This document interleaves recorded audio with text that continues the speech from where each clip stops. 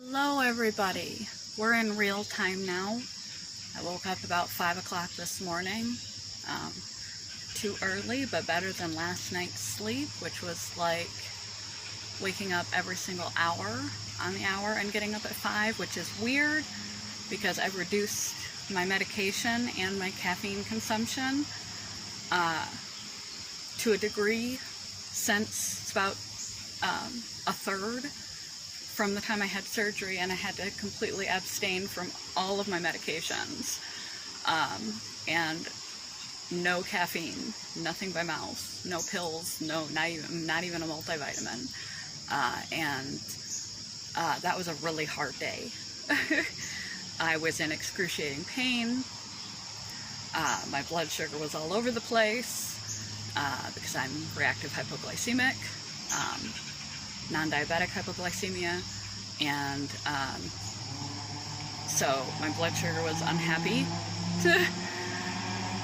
I live on, due to the CFS, a ridiculous amount of stimulants, and so I was crashing really bad. I was going through withdrawals of my psychiatric medications, and I just generally was pretty sick. It was a miserable day, surgery day. We were supposed to arrive at the hospital at 1 for setup at 2. Our arrival at 1 for procedure at 2. We got there at 1 and checked in. They called me back at 2. They didn't come to attend to me in any kind of way until about 4 o'clock. And it was about 5 before I got into surgery. And I didn't know, and I'm kind of glad I didn't know till the last minute, because I probably would have chickened out. That surgery, you're conscious for. Like, as conscious as if you go to the dentist and they give you numbing stuff and you can feel them yanking around in your jaw, and all the liquid from the blood and stuff, you can feel it all, but you just don't hurt, but you can feel the pressure, but you're cognizantly 100% present. I've had a couple of surgeries, not a lot, but a few in my life, for the same genetic disorder that this surgery was for, but I was completely knocked out. And had I known ahead of time that I was going to be conscious until like seconds before they took me in, and I had no idea I would be that conscious, and they told me they gave me medication to make me forget, I remember every moment. So they may have underestimated the amount of medication that I needed, but I remember feeling the blood pouring out of my artery. I won't get too graphic, but growth. It's a surgery I never want to repeat. It wasn't that traumatic per se, but it was traumatic to be conscious during surgery. That was not cool. But the surgery went well, lasted about an hour, hour and a half. I'm not sure because I was not looking at a clock. I was strapped down to a surgical bed. And then they couldn't close my artery. They couldn't insert, they usually insert a plug into your artery, and it dissolves over time. But they said I was too muscly down there in this area. My jugular vein starts right here. That's where there's still surgical tape and stuff on it. We're Wednesday, Thursday, Friday, Saturday, Sunday, Monday, 6 days out now. And I still got my band-aids and stuff on. And I just am on the deck for the first time in 6 days because I'm now able to climb stairs. I've made it out far enough to climb stairs now. Yay! But forgot what I was saying. Oh yeah, they couldn't close it up, so they just applied pressure for 14 minutes straight by hand. And it's your major artery, so if it opens up, you bleed out. So because they couldn't close the wound, I had to then lay supine, which is lay on your back perfectly flat without your hips flexed in any kind of way, not move your neck or anything. You just had to be perfectly still for 4 hours straight. Mind you, I have had no medications, no food, no water, nothing for the whole day. And I was feeling rather screwy. Because I was not under sedation, I had envisioned that I would be unconscious like I was for the lung surgeries for the majority of the recovery time. I woke up a little too early from sedation from my lung surgeries and had to lay flat and perfectly still for about an hour. But this time I was conscious the entire time, so I was conscious during perfectly still surgery time and all the graphic stuff that went along with that, and then perfectly still after time in order not to pop that out. And I've had to be very careful since I got home. The first day I had to not move other than to go to the restroom or retrieve food. If I was to sit up, I was to sit in an inclined position. The ride home from the hospital, we had to jack the car seat back to not put pressure on that area. And that was for 2 days. I was pretty much on bed rest, very little walking. And then day 3, I started doing some walking, but I had to have assistance of a cane because even getting home here to my boyfriend's house, because, you know, in case of the minor off chance that I had complications or anything, he wanted to keep track of me. Didn't want me by myself while I was recovering. Good for him. Good job. I had to use a cane because I couldn't even step up the little stairs. He has a little stoop to get into his house. It's like that big. And just spreading my legs too far, I had to take a little baby steps, shuffling baby steps, and putting all my weight. If I sat down, I couldn't, no squatting, no lifting anything over 10 pounds, no bending over at the hips, nothing vigorous, no exercise, or anything like that for 2 weeks. And so it took me a while. I had to rely on the cane to get in and out of chairs and up the steps and in and out of the car. But it's a pretty sweet cane. I put it on Instagram, and it will be handy to have that for any future surgeries or issues where I may need it, such as going off my medication to get my vaccine. All my RA medications to get my COVID booster, which is starting Tuesday when it is out of my system and I'm not taking another one. But my tolerance dramatically dropped for caffeine and everything in just 1 day of detoxing. It was a miserable day, and I tried to practice at home, going as long as I could without taking my meds or any caffeine or any food, so that it wouldn't be as difficult to do it for surgery day. And I barely made it because it's so insufferable. Your body, you have chronic illnesses that need treated psychiatrically and medically, and your body becomes reliant on the medication, so it's a twofold hit. You have your normal symptoms that are not being alleviated by your medication, and your body is now dependent on the medication, so you have withdrawal. So I was in drug withdrawal and craziness and hunger, and I didn't cope at home when I practiced, even though I tried to make it easier on myself. So if I were a Muslim, I would totally fail because I cannot fast very well. But I managed to do it because I had to. I had no other choice, especially after 1 o'clock when I was really starting to crack.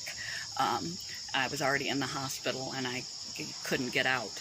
I mean, I could have fled, but that would be bad. We'd already done all this prep. We'd already made it all the way there. We'd already waited for hours, and I was just about to flake out up here. At around 4 o'clock, I sat up and started rocking in the bed and like starting to panic. It was just too much. My whole physiology was screwed. My psychology was screwed. And the nurse was like, "Are you okay?" And I was like, "I'm just beginning to get really restless, agitated, and I'm starting to panic." And she's like, "Well, they'll have you in there really shortly." And it was about 5 minutes after I was ready to run that they did take me in and start the surgery. And the medication that they gave me to sedate me and quell the pain that, like I said, leaves you fully conscious. It was supposed to erase your memory so you don't remember the surgery, but I don't think they gave me enough of that because I remember every minute of it. I remember the conversations with the doctors, between the doctors. I remember all the sensations. I remember it all. So I'll have to remark on that if I ever have a surgery like this again, to up that one a little bit. And the medication they gave me took away all the crazy feelings from my untreated and withdrawing from psychiatric medication brain, all the agitation in my body, all the withdrawal symptoms, and the rheumatoid pain, and it was all just, that's much relief from suffering. So I was appreciating that and trying to focus not on what was going on around me, not on the physical sensations of the surgery or anything like that. I was just trying to remain absolutely still and appreciate the relief, the massive relief of the pre-surgery sedative to my both withdrawing body and mind, and active symptomatic bipolar anxiety symptoms, and rheumatoid arthritis and fibromyalgia and other things, symptoms. Just focus on how much better you feel. Don't focus on the alleviation of suffering that this medication is providing you for a time. Don't focus on the sensations of the surgery, and that's how I got through a conscious surgery. The disease that this is, disorder that this surgery was for, it's called a cerebral angiogram. And I mentioned it in a video. I'll link to the 2 HHT videos below. But this is not going to fix me or solve or resolve the chronic fatigue syndrome, the fibromyalgia, which they're still labeling as just that because they don't know root cause. They've treated a lot of root causes, anemias, and mitochondrial deficiencies in my energy production, among other things, and they haven't been able to crack the code on that yet. And the RA developed while I was being treated already for chronic fatigue and fibromyalgia. I developed rheumatoid arthritis, so I think my body was just under so much stress that an autoimmune disorder kicked up from the chronic stress. Epigenetics, yay, epigenetics. So then I wound up getting rheumatoid arthritis and being treated for that too. And what the surgery was about was the disorder that had me have 2 lung surgeries in the past. It was discovered when on a random CAT scan for something completely unrelated. They saw a giant bulge in my chest. First they thought it was a tumor, but it turned out to be an aneurysm, a very large aneurysm ready to kaboom. And then when they went in to do the surgery, they packed it full of coils, like metal coils. That's how they repair a pulmonary aneurysm, is they pack it with coils. And when they were in there doing the surgery, they could see bubbles in other areas of my lungs, where there were other smaller aneurysms that didn't show up on the x-ray because they were too small. But the way that the fluid, the dye that they used to guide the catheter through my lungs to fix the aneurysm showed up, they could tell that there was more aneurysms, so I had to have a second surgery to repair the tiny ones. And because I had multiple pulmonary aneurysms are not common to have, and multiple makes you more likely to have the genetic disorder, they sent me for genetic testing for something called hereditary hemorrhagic telangiectasia, or Oslo-Wilder-Rendu syndrome. And I tested positive. So I have a genetic disorder that causes my veins and arteries to be messed up. And this can result in aneurysms in various parts of your body. I hadn't really had any follow-up from those 2 surgeries about 5 years ago, since I had them. And I was starting to feel short of breath and have other lung symptoms. and that was cause for concern for me. And my traditional pulmonologist that I had been seeing, the one that discovered this to begin with, doesn't specialize in HHT. And their conclusion after testing my lungs was that there's nothing wrong with my lungs, and it's probably just scarring from the original surgeries that's caused some oxygen to carbon or carbon to oxygen exchange issue that's making me short of breath and stuff, is scarring from the first surgery, and I should probably follow up with a specialist. So I wound up with a lung specialist in HHT. First I was told I would have to go all the way to the Mayo Clinic, but there happens to be one in my area, which I did not know. Still a couple hours drive, but it's a lot closer than the Mayo Clinic would be. The specializes in HHT. There's a whole team. I started with the lung doctor, and he did his workup on me and included, he said, typically HHT people are followed every year and scanned. We're going to talk about that because I worry about as much.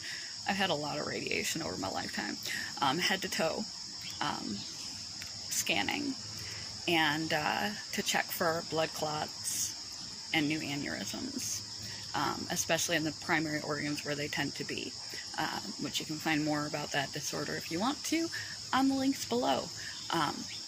But they found 2 weird spots in my temporal lobe, and they couldn't quite tell what they were. The tech who looked over my x-ray said everything else looks great, which is bonus, aces, but there was fuzziness here and they couldn't quite tell what they were. So the pulmonologist referred me to the neurosurgery department HHT specialist, and he reviewed it and determined that it could be 2 minor things that would just need to be observed, or it could be an aneurysm, 2 aneurysms that were just small. He said the problem with having an aneurysm untreated is that they don't grow like a tumor. They don't just grow slowly, bigger and bigger and bigger over time on a trajectory that you can estimate. An aneurysm can go from tiny to ginormous in a matter of 2 months, 2 years, 2 days. There's no rhyme or reason to them. He said, so it's like having, if you have undiagnosed aneurysms in your brain, it's like having a ticking time bomb. So it's more risk to have untreated aneurysms than to have this procedure to have them checked out. So the procedure was to go up my groin, similar with a catheter, similar to what they did to get to my lungs, and insert the coils, except they went all the way up into my neck veins and injected dye into my brain. And they watched as the dye went through, taking pictures. Then the machine rotates around your head, and they take pictures and inject dye into your skull, into your brain, through your veins into your brain. You can feel the dye go through. It's very strange. I mean, I've had those before, but never like through my head. And I could see, because I was conscious, I could see the screen off to the side, and sometimes I could see the shots of the stuff going through my brain and all the arteries in my brain. But that was creeping me out, so I was like, can't look at that. Don't look that way, that creeps you out. Focus on the relief, be zen. And so surgery done, 4 hours stiff, and I have bruising and scratches, wounds on the back of my hamstrings from being in supine position for too long, and I feel fuzzy and wobbly and noodly from not moving much. So it really upped the ante on the CFS. I feel lethargic. It's now been, like I said, 6 days. So far, no complications. Everything is healing up nicely.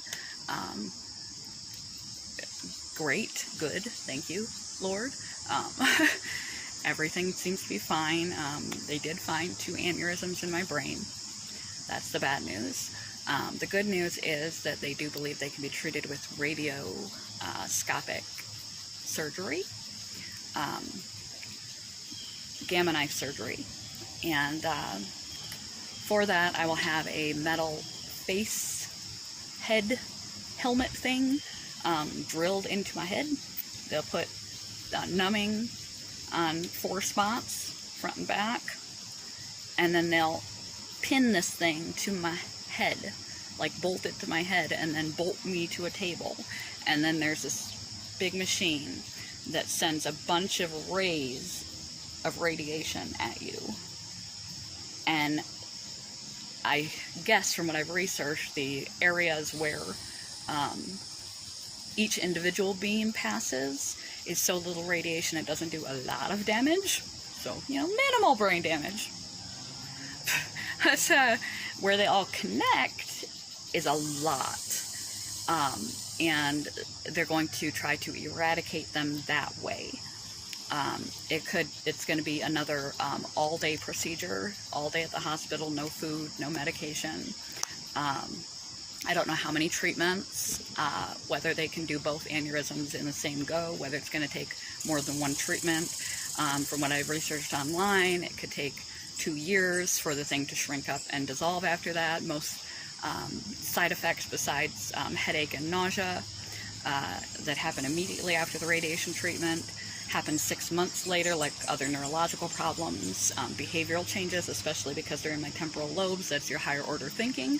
So it could, irradiating my frontal lobes could cause personality and temperament changes, which I'm hoping not, plus a bunch of other freaky side effects that I looked into a little bit and freaked myself out. So I can't do that. But I meet with the doctor from oncology radiosurgery on the 30th via telehealth, which is convenient because we keep going back and forth to this place for these procedures, and it's expensive. And I can't always make it home after procedures, so we have to rent a hotel, and it adds up, and it's exhausting. So being able to do anything telehealth is nice. So the initial consultation is the 30th of this month. So not this Thursday, but next Thursday. I will find out more about the procedure itself, what it entails, how long it is, the risks associated, how many treatments it would require, how they would follow up to make sure that the aneurysms were taken care of, whether I would need another angiogram, which I just had, which I never want to have again.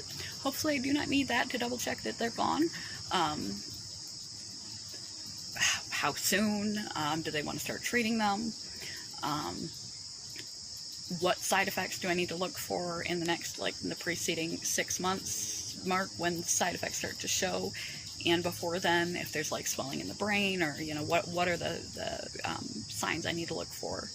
And again, this one is another awake procedure, but it shouldn't be as bad as what I just went through awake.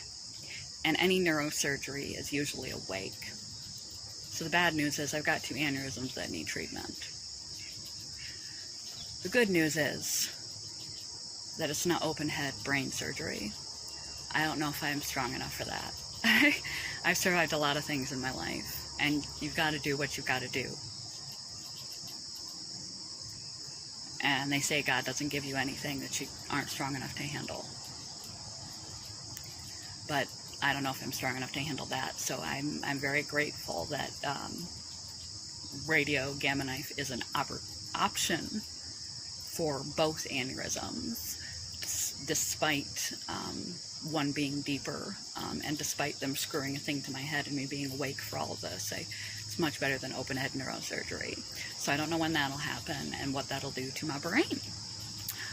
You might be seeing a completely different YouTube channel in the not too distant future. If my personality changes, my Instagram and stuff might go completely sideways, and then you'll know I'm having complications where they radiated my brain.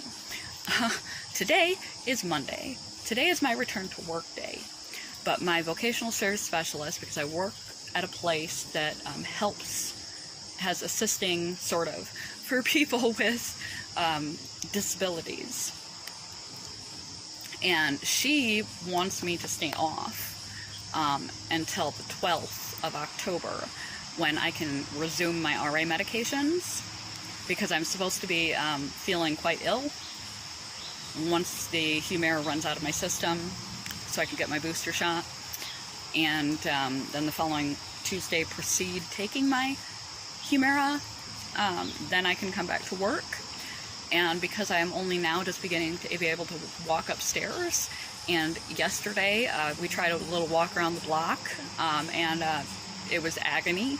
I don't think I could make it through a shift right now. Plus, it's 2 weeks worth of non-vigorous exercise, and what I do requires a lot of squatting positions and hefting heavy things, 50, 60, 70 pounds. I can't and shouldn't be coming back to work yet.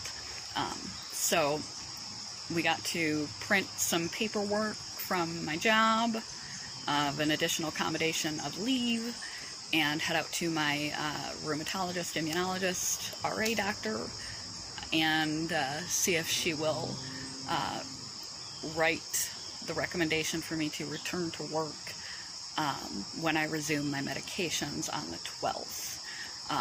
If not, I'm still going to call in and utilize the accommodation that was already made for a few more days of recovery from this, because my leg artery wound is not completely healed. I can't be hefting a bunch of things that's not worth my job. Even if I lose my job, it's not worth me bleeding to death to go back to work. So I already have a pre-existing accommodation that was made because of my variety of illnesses to cover if I'm too ill to come to work. I have a certain amount of days that I can tap past our attendance policy, which is very strict and limited. If you miss more than 3 days in 1 month, you can be written up and fired. So I have to, I can miss up to 8 in a month, so I could give myself, as long as I don't miss any other days for any reason, I could give myself an additional week to recover from surgery, which I might end up doing, whether they fill out my paperwork today or not. But I'm hoping they won't give me any problem filling out this paperwork for me. Right now I am waiting for Cameron to wake up, and then we can hook my laptop to his printer, print out documents, and head out and get this taken care of. So that's pretty much what my life has been up to lately. Has been my health, and of course I still have the day-to-day health issues, but it has been this overshadowing everything as of late. And that is the update to present. Groin gash, and I'll find out more about my brain radiation come the 30th, and keep you all posted, as long as my brain doesn't become mush. Bye, you guys. Let's go see if he's up.